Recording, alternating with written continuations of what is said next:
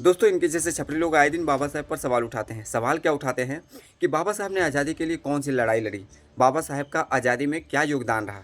मतलब ऐसे ऐसे क्वेश्चन उठाते हैं। पहले इनकी बातें तो सुनो। मैं प्रताप क्षत्रिय, पेशवा बाजीराव ब्राह्मण, रानी लक्ष्मीबाई ब्राह्मण, ठाकुर रोशन सिंह ठाकुर, उसके अलावा जाट सूरजमल जाट, लौरी यादव, यादव गुज्जर जाट मराठा लड़े, ये सब लड़े, ब्राह्मण लड़े, ठाकुर लड़े। हमको बताओ तुम्हारे बाप कहाँ लड़े थे? हम कह रहे चैलेंज है, जितना अम्बेडकरवादी है सबको चैलेंज है, ओपन चैलेंज है पूरे अम्बेडकरवादियों को। हमको ये बताया बाबा भीमराव अम्बेडकर का देश की आजादी में क्या योगदान था। दोस्तों इसने फ्लो में बोल तो दिया कि बाबा साहब ने आज़ादी की कौन सी लड़ाई लड़ी, लेकिन जो मैं आपको सच बताने जा रहा हूँ, जो सच कहने जा रहा हूँ, उसे समझने के लिए जो बुद्धि होती है, जो IQ लेवल होता है, वो इनके पास शायद नहीं है। दोस्तों जिस समय बाबा साहब थे उस समय हमारे देश में दो लड़ाइयाँ चल रही थी।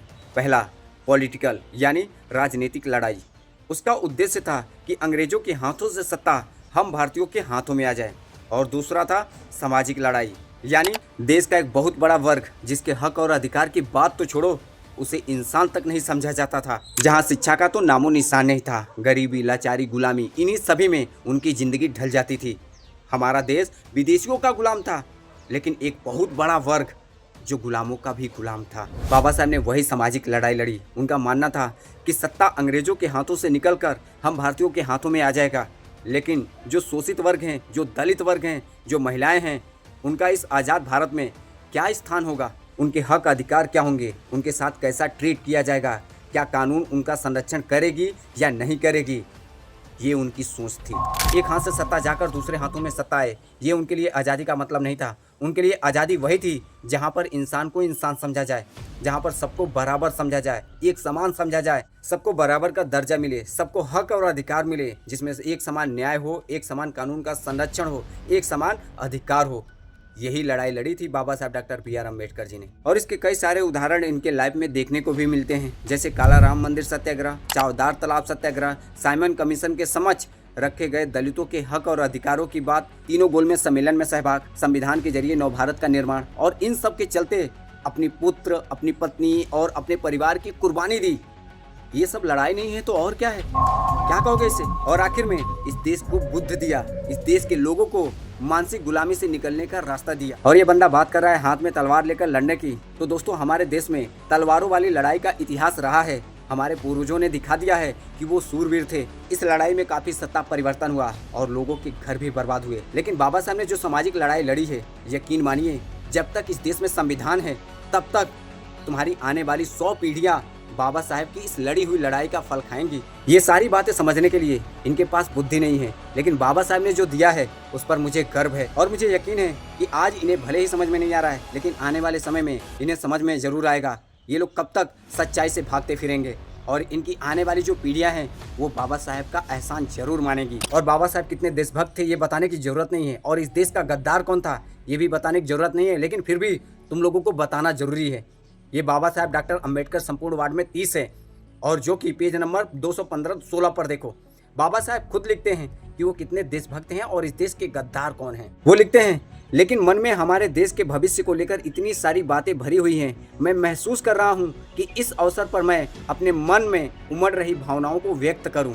26 जनवरी 1950 को भारत एक स्वाधीन देश बन जाएगा। उसकी स्वाधीनता का क्या होगा? वह अपनी स्वतंत्रता बनाए रखेगी या खो देगी? यह पहला विचार मेरे मन में आता है। ऐसा नहीं है कि इससे पहले भारत कभी स्वतंत्र रहा ही नहीं है।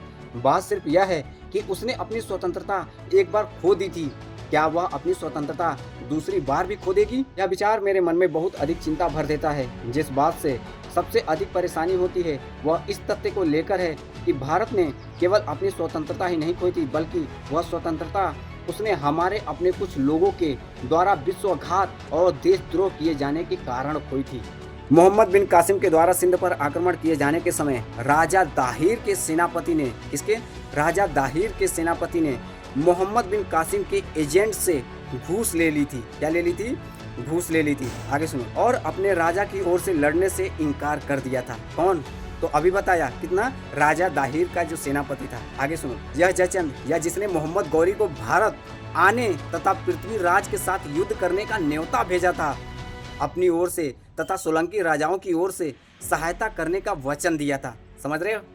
सहायता करने का वचन दिया जा रहा है और न्योता भेजा जा रहा है कि आइए। जब शिवाजी हिंदुओं की मुक्ति के लिए संघर्ष कर रहे थे तो अन्य मराठा सरदार और राजपूत राजा मुगल सम्राटों की तरफ से युद्ध लड़ रहे थे।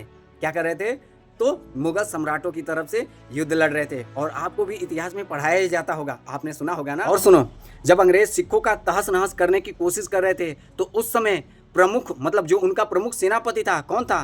तो गुलाब सिंह। कौन थे? गुलाब सिंह चुपचाप बैठा था और सिख राज्य को बचाने के लिए कोई सहायता नहीं की थी। और 1857 का यही युद्ध में सिख लोग क्या थे? चुपचाप शांति से बैठ गए थे। समझ पा रहे हो? इतना ही नहीं, ये लोग आपको कभी नहीं बताएंगे कि जो हल्दी घाटी का युद्ध हुआ था वो किसके किसके बीच हुआ था। तो आप लोगों को इतिहास में पढ़ाया जाता है कि महाराणा प्रताप सिंह के बीच हुआ था, मतलब महाराणा प्रताप और अकबर के बीच। लेकिन आपको सच्चाई जानकर हैरानी होगी, आप गूगल भी कर सकते हो कि उनके सेनापति, महाराणा प्रताप के सेनापति कौन थे? पता है? हकीम खां सूरी, एक मुस्लिम। और दूसरे अकबर की तरफ से कौन था? ये भी तो जानो, कौन थे? तो मान सिंह। कौन थे? मान सिंह। हकीम खां सूरी और मान सिंह, इन दोनों के बीच युद्ध हुआ था। समझ रहे हो? मतलब ये सभी बातें ये आपको कभी नहीं बताने वाले कि इन्हीं के हिंदू भाई अकबर का सेनापति बने हुए थे और अपने ही हिंदू भाइयों का कत्ले आम किए जा रहे थे। पता है आपको ना हल्दी घाटी का युद्ध में कितने कत्ले आम हुआ था? तो कौन कर रहा था? तो मान सिंह प्रथम, आप जानते हो ना। और दूसरी बात, इन्होंने जो बहुत अच्छा बयान दिया कि बाबा साहब ने युद्ध क्यों नहीं लड़ा, उनका युद्ध में योगदान बताओ।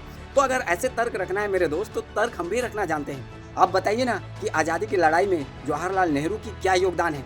आप बताइए ना कि आज़ादी की लड़ाई में वीर जो तुम सावरकर बोलते हैं ना, उसकी क्या योगदान है। आप बताइए ना कि आज़ादी की लड़ाई में राजेंद्र प्रसाद का क्या योगदान है। आप बताइए ना कि जो BN राव है, इसकी आज़ादी की लड़ाई में क्या योगदान है। ऐसे मैं लाखों नाम गिना सकता हूँ। बताइए आप कि आज़ादी की लड़ाई में इनका क्या योगदान है। आप बताएंगे ना, आप इनाम रख रहे थे ना। बताइए, तलवारों के दम पर लड़ने वाले लाखों आए, लाखों गए, लाखों घर बर्बाद हुए, लाखों घर उजड़ गए, लेकिन क्या हुआ? क्या आज़ादी मिली? नहीं बता पाओगे, वो मैं अच्छी तरीके से जानता हूँ।